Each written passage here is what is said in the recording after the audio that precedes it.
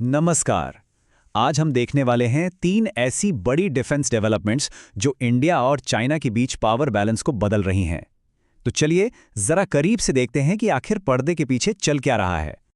सबसे पहली खबर, और ये इंडिया की डिफेंस इंडस्ट्री के लिए एक बहुत बड़ी जीत है। पता है क्यों? क्योंकि पहली बार हम मेड इन इंडिया हथियारों को किसी बड़े स्ट्रेटेजिक पार्टनर के हाथों में असली एक्शन में देख रहे हैं। ये वाकई एक बहुत बड़ी बात है और हम समझेंगे कि ऐसा क्यों है। इसके बाद एक ऐसा दावा सामने आया है जो सच में चौंकाने वाला है। एक अमेरिकी अधिकारी ने चीन पर एक सीक्रेट न्यूक्लियर एक्टिविटी का इल्जाम लगाया है, और वो भी एक बहुत ही सेंसिटिव टाइम पर। सवाल ये है कि क्या इसमें कोई सच्चाई है? और आखिर में हम भविष्य की एक झलक देखेंगे। चीन एक ऐसा नया कॉम्बैट ड्रोन लेकर आ रहा है जो नेवल वॉरफेयर यानी समंदर में जंग के तौर तरीकों को हमेशा के लिए बदल सकता है।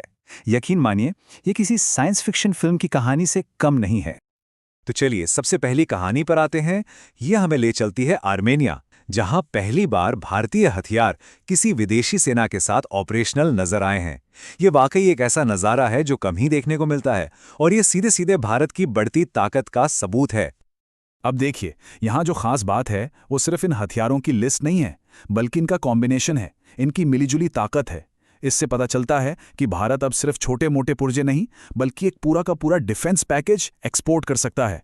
और सबसे बड़ी बात, आर्मेनिया इन सिस्टम्स को अपनी सेना में पूरी तरह से इंटीग्रेट कर रहा है।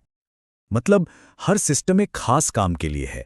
जैसे आकाशवन, वो हवा से होने वाले हमलों से बचाता है। पिनाका जो है वो एक साथ बहुत बड़े एरिया में तबाही मचा सकता है।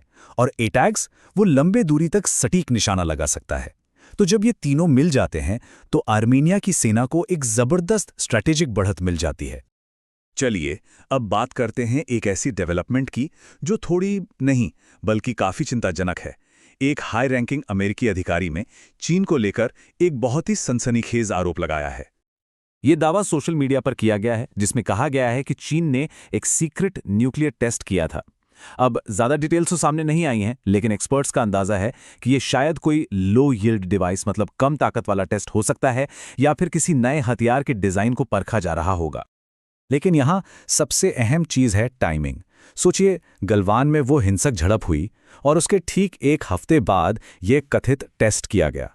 जाहिर है इसका एक सीधा संदेश था। ये एक तरह से पावर प्ले था। शायद भारत और बाकी दुनिया को ये दिखाने की कोशिश कि चीन किसी भी हालत में पीछे हटने वाला नहीं है।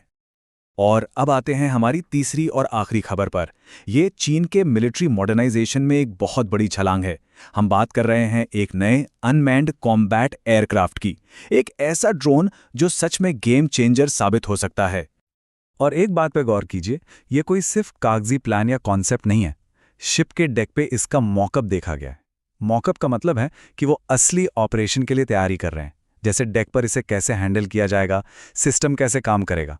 ये इस बात का साफ संकेत है कि प्रोजेक्ट काफी आगे निकल चुका है। इसको ऐसे समझिए, पुराने जो असॉल्ट शिप होते हैं वो हेलीकॉप्टर के लिए एक हेलीपैड जैसे हैं, लेकिन ये जो नया टाइप 76 है, ये एक पूरा का पूरा एयरक्राफ्ट कैरियर है, लेकिन सिर्फ ड्रोन्स के लिए। इसमें इलेक्ट्रोमैग्नेटिक लॉन्च सिस्टम लगा है जो एक बहुत ही पावरफुल गुलेल की तरह काम करता है और इन बड़े बड़े भारी ड्रोन्स को तेजी से हवा में लॉन्च कर देता है। तो ठीक है, हमने ये 3 अलग अलग खबरें देखी। अब सवाल ये है कि जब हम इन सब को एक साथ जोड़कर देखते हैं तो हमें क्या बड़ी तस्वीर नजर आती है। हमें 2 बिल्कुल अलग अलग रास्ते दिखाई दे रहे हैं।